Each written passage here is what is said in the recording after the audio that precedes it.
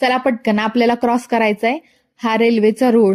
आता प्रत्येक वेळेस रानात यायचं म्हणलं की आम्हाला हा रेल्वेचा रूळ क्रॉस करावाच लागतो, कारण की या रुळापलीकडे आहे आमचं रान.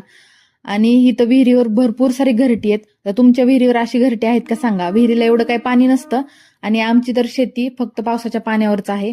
आणि यावेळेस म्हणजे यावर्षी एवढा काही पाऊस नव्हता आमच्या इथं, त्याच्यामुळं आमच्या रानात पण एवढं काही ज्वारी वगैरे इतकी चांगली नाही आहे, तशी पण एवढी चांगली नाही. आणि हे आहे करडी. आता ज्या लोकांना करडी माहिती आहे ना, त्यांना माहित असेल की करडी आता खूप दुर्मिळ होत चालली. एवढी काही लोक करडी रानात पेरत नाहीत. आणि हे आहे जवस.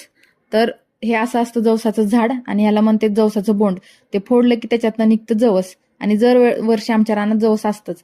आणि ही आहे आमची ज्वारी. आता आपण गावाकडचे लोक म्हणतो किंवा आपल्याला माहित आहे, आपण याला म्हणतो ज्वारी किंवा ज्वारीचं ताट, ज्वारीचं चिपाड. पण शहरातले लोक ह्याला म्हणतात भाकरीचं झाड. ते बरोबरच आहे, त्यांच्या ह्याच्यानुसार हे भाकरीचं झाडच आहे. आणि इथं बघा एकाच चिपाडाला 3-4 कणसं लागलेली आहेत. आणि यावर्षी कसलाच पाऊस नसून सुद्धा आमची ज्वारी त्या मानाने खूप चांगली आलेली आहे. आणि ह्या ज्वारीच्या ताटाची उंची असेल 6 फुटापेक्षा पण जास्त. एवढं उंच होतं ना, मी तर आश्चर्य झाले. म्हणलं कसलाच पाऊस नाही तरी किती उंच झालंय हे ताट. आणि मला तर ज्वारीची भाकरी खायला एवढी आवडती ना, म्हणजे एक दिवसही असा होत नाही की माझ्या जेवणात ज्वारीची भाकरी नाही. आणि इथं माझी मम्मी घेत होती 2-3 कणस. तिनं म्हणली की आपण घरी गेल्यावर याचा हुरडा भाजू.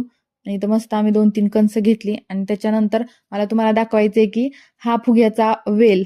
तर लहानपणी हा फुग्याचा वेल बघितला ना, माझा जीव एवढा मोठा व्हायचा ना. आणि आज रानात मला खूप दिवसांनी फुग्याचा वेल दिसला. ह्याच्या लहानपणी मी असे फुगे फोडायचे.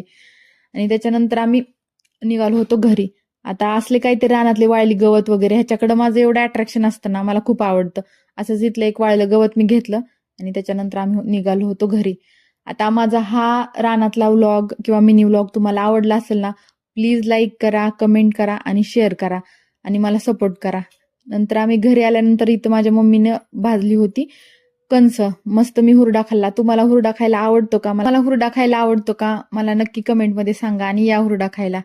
आता इथं हा काजू, ह्याला मांडीवरती येऊन बसायचंय, पण हा असं एकदम डायरेक्ट येऊन बसणार नाही, कारण त्याला माहिती आहे असं जर येऊन डायरेक्ट बसला ना, मी त्याला उतरवून खाली बसवणारच आहे म्हणून. कारण की त्याचे किती जरी नाही म्हणलं तरी केस कपड्यांना चिटकतातच, त्यामुळे मला ते काही एवढं आवडत नाही. पण ह्याचं बघा, हळूहळू ते मी त्याला किती प्रयत्न करते की खाली उतर किंवा असं नाद लावण्याचा, पण नाही. ते एक एक त्याच्या पायाच्या मुवमेंट बघा, ते एक एक पाय वरती वरती सरकवून हे करतोय. थोड्या वेळात ते हळूहळू मांडी बसणारच आहे. चला भेटू नंतर, बाय.